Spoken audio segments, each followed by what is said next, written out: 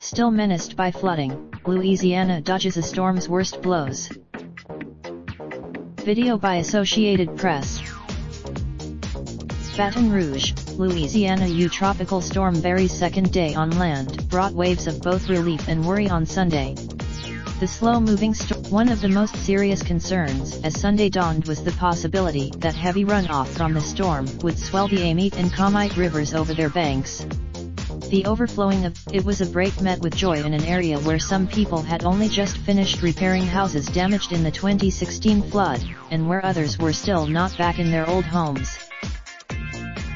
The possibility of repeat flooding was extremely emotionally stressful, said Leighton Ricks, president of Livingston Parish, just east of Baton Rouge. Sunday's forecast showed that the Amite was expected to crest well below the 46-foot level of 3 summers ago, when about 83% of the parish was flooded, including Mr. Rick's house.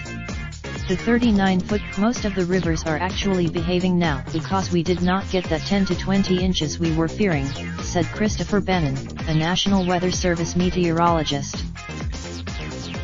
The storm came ashore on Louisiana's southwest coast as a Category 1 hurricane on Saturday, with sustained 75-mile-per-hour winds, but it soon weakened to a tropical storm and then, late in the day, to a tropical depression as the winds slowed.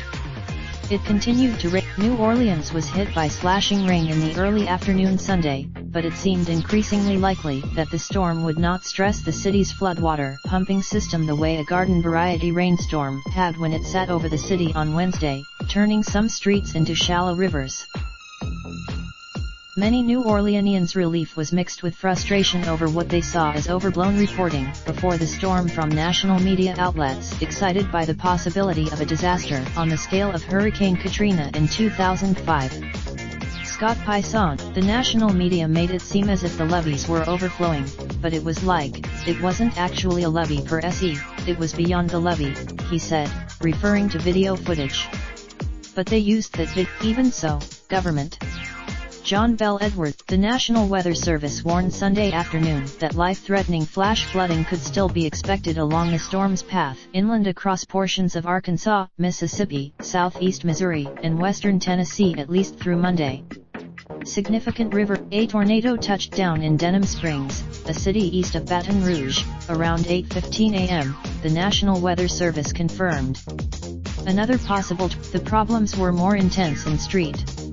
Mary Parish. Rainwater washed across sugarcane fields, deepened swampy marshland, and turned roadside drainage ditches into small rivers. National Guard troops. I pray and just lay down and hope for the best in the morning, said Troy Singleton, a 52-year-old sugar mill employee, who left his mobile home in Baldwin to take refuge in the center. Slideshow by Photo Services.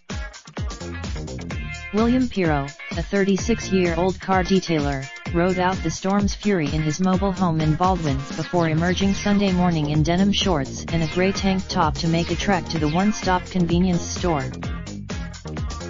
He said he endured the storm while lying on the floor of his home, unable to sleep. Strong winds, memories of Katrina's deadly flooding linger in New Orleans, and some residents left in advance of the storm.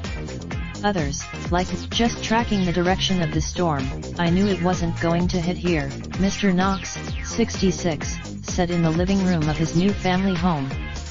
The old one was This storm proved to be little more than an annoyance, made worse by fears that New Orleans was going to drown again. I had people calling me from all over, you a cousin in Oklahoma, grandchildren in Texas, my relatives calling and saying, it's flooding there, you've got to get out. I said, it's. In a news conference, Mayor LaToya Cantrell declared that we absolutely made it through the storm. Beyond lucky, we were spared, she said. It just seemed to go, but some in the city were still cleaning up from the flooding on Wednesday. At the Broad Theater, Mr. Knighton is convinced that the city will never be able to improve its troubled drainage system enough to keep homes and businesses like his consistently dry. So he has taken, you as a citizen have to make the decision to stick it out because you love the music and second lines and the food, Mr. Knighton said. before you move to a east of New Orleans, Charlie Robin, a 7th-generation shrimper in this street. Bernard Parish now Mr. Robin, 67, had another worry that the storm surge had pushed juvenile white shrimp into the tall grass along the coast, where he thought they might be killed by pollutants. Our brown shrimp was a total loss, he said.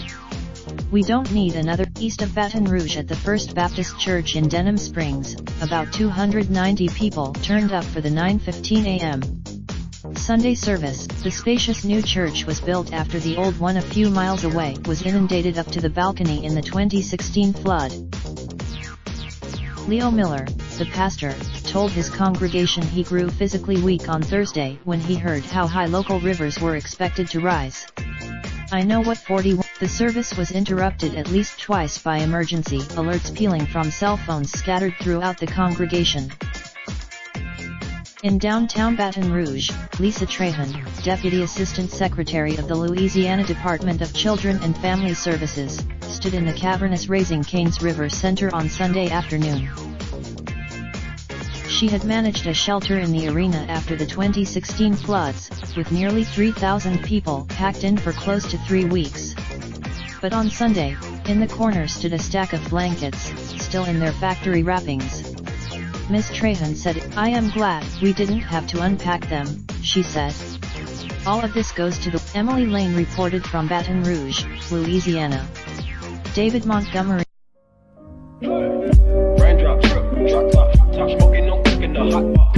Fucking on your bitch, yeah, that.